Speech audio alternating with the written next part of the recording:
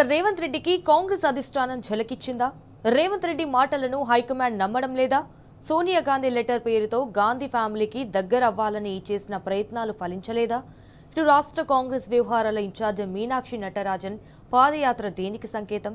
ఎన్నడూ లేని విధంగా రాష్ట్ర కాంగ్రెస్ వ్యవహారాల ఇన్ఛార్జ్ క్షేత్రస్థాయిలోకి వెళ్లడంలో ఆంతర్యమేంటి?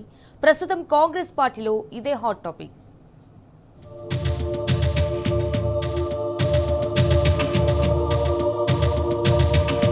రాష్ట్ర కాంగ్రెస్ వ్యవహారాల ఇన్ఛార్జ్ మీనాక్షి నటరాజన్ పాదయాత్రకు సిద్ధమైంది. ఈ నెల 31 నుంచి ఆగస్టు 6 వరకు 6 నియోజకవర్గాల్లో పాదయాత్ర చేయాలని షెడ్యూల్ విడుదల చేశారు. అందులో పరిగి, ఆందోల్, ఆర్మూర్, ఖానాపూర్, చొప్పదండి, వర్ధన్నపేట అసెంబ్లీ నియోజకవర్గాలున్నాయి. ఈ 6 నియోజకవర్గాల్లో శ్రమదానంతో పాటు కార్యకర్తల మీటింగ్ నిర్వహించనున్నారు. ఇందుకోసం పీసీసీ కోఆర్డినేటర్లను నియమించింది. రాష్ట్ర వ్యాప్తంగా పాదయాత్ర చేయాలని మీనాక్షి నిర్ణయించుకున్నారట.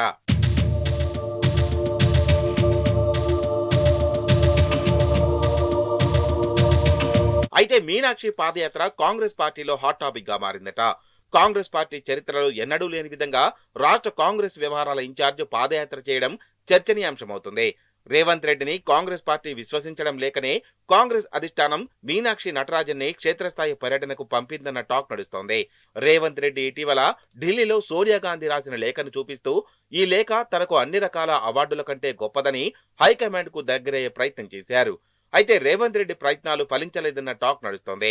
రేవంత్ రెడ్డి నమ్ముకుంటే కాంగ్రెస్ పార్టీ తెలంగాణలో భూస్థాపితం అవుతుందన్న భావనలో ఉందట అధిష్టానం. ఇప్పటికే పలువురు మంత్రులు రేవంత్ రెడ్డిపై ఫిర్యాదులు చేశారట. మంత్రులతో పాటు పార్టీ లాయలిస్టులు సైతం కాంగ్రెస్ పార్టీకి రేవంత్ నిర్ణయాలతో జరుగుతున్న నష్టంపై కంప్లైంట్ చేశారట. అందులో భాగంగా కాంగ్రెస్ అధిష్టానం రేవంత్ రెడ్డిని నమ్మడం లేదట. క్షేత్రస్థాయిలో ప్రభుత్వంపై ఫీడ్బ్యాక్ తీసుకునేందుకు మీనాక్షి నటరాజన్ ను నియోజకవర్గాల్లో పాదయాత్ర చేయాలని సూచించిందట. అందులో భాగంగానే మొదటి విడతలో 6 నియోజకవర్గాల్లో పాదయాత్ర చేయాలని నిర్ణయించి షెడ్యూల్ విడుదల చేసింది మీనాక్షి నటరాజన్.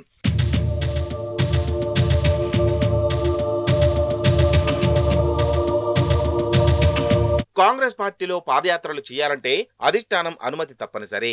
గతంలో వైఎస్ రాజశేఖర రెడ్డితో పాటు అప్పటి PCC chief CM Revanth Reddy, CLP నేతగా ఉన్న భట్టి విక్రమార్క చేసిన పాదయాత్రలకు అధిష్టానం అనుమతి తీసుకొని చేశారు. రాజశేఖర రెడ్డి మరణం తర్వాత వైఎస్ జగన్ ఓదార్పు యాత్రలకు వెళ్తానంటే అధిష్టానం పర్మిషన్ ఇవ్వలేదు. దీంతో ఆయన పార్టీ మారారు. అయితే కాంగ్రెస్ పార్టీలో ఎవరు ఏది చెయ్యాలన్నా పర్మిషన్ తీసుకోవాల్సిందే. కానీ మీనాక్షి నటరాజన్ పాదయాత్రకు అధిష్టానం అనుమతినివ్వడంలో ఆంతర్యం వేరే ఉందట. కాంగ్రెస్ పార్టీ అధికారంలో ఉన్నది కేవలం 3 రాష్ట్రాల్లో మాత్రమే. కర్ణాటక, హిమాచల్ ప్రదేశ్, తెలంగాణలో పవర్లో ఉన్న హస్తం పార్టీకి తెలంగాణ మాత్రమే ఆర్థిక వనరుగా ఉంది. అలాంటి రాష్ట్రంలో కాంగ్రెస్ అధిష్టానం నేరుగా ఇన్ఛార్జిని పాదయాత్రకు దింపుతుందంటే రేవంత్ రెడ్డిపై నమ్మకం లేకనే క్షేత్రస్థాయిలో పార్టీని కాపాడుకునే ప్రయత్నంలో భాగంగానే అంటున్నారు రాజకీయ విశ్లేషకులు.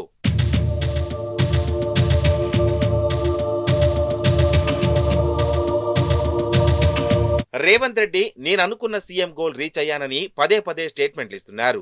రేవంత్ రెడ్డి ఇచ్చే ప్రకటనలు, ఆయన తీసుకున్న నిర్ణయాలతో పార్టీకి జరుగుతున్న నష్టంపై కాంగ్రెస్ పార్టీకి ఎప్పటికప్పుడు ఫిర్యాదులు అందుతున్నాయట.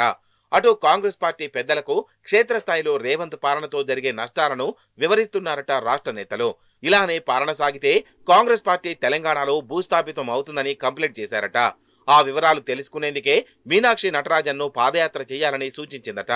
హైకమాండ్ ఆదేశాలతో మీనాక్షి పాదయాత్ర వెళ్తుండడం కాంగ్రెస్ వర్గాల్లో చర్చకు దారితీస్తోంది. కాగా గతంలో ఏ ఇన్ఛార్జి క్షేత్రస్థాయికి వెళ్లిన దాఖలాలు లేవు. 2 రోజుల పర్యటనకు మించి రాష్ట్రంలో ఎక్కువ రోజులు గడిపింది లేదు. దిల్కుషా గెస్ట్ హౌస్ కు, స్టార్ హోటల్ కు పరిమితమైన రాష్ట్ర కాంగ్రెస్ వ్యవహారాల ఇన్ఛార్జీలు ఉన్నారు. కానీ మీనాక్షి నటరాజన్ పాదయాత్ర చేసేందుకు నిర్ణయించడంతో రేవంత్ రెడ్డిని ఢిల్లీ పెద్దలు విశ్వసించడం లేకని అంటున్నాయి గాంధీ భవన్ వర్గాలు.